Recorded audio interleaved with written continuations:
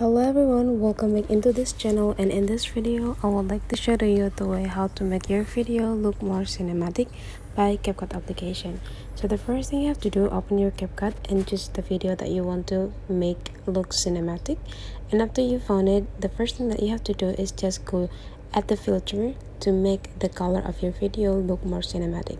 So the thing that you have to do, look at in this bottom features right here, and then you just need to randomly choose the filters. And now you need to take a look on this sections here. Just scroll into the left side until you find the movies, and then you just need to click it. And now slide this part into the left side until you found this blue gray right here, and then you just need to click it to apply it. And now you can also adjusting the intensity of the filter for your video.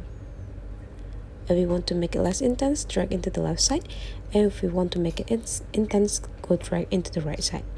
And whenever you're done adjusting or choosing the filter, go into the adjust and adjusting the brightness. You need to decrease the brightness until like -5. The contrast you need to increase to like 10. For the saturation, decrease it to -5 too. And just jump into the shadows and make it into like -5. And after you're done, you just need to click done.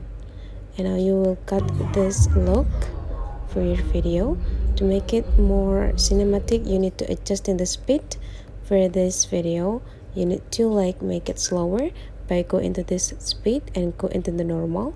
Drag this point into the left side until like 0.6 or 0.5. And here is the result. And the next thing that we need to do is just the last thing, which is adding the animation.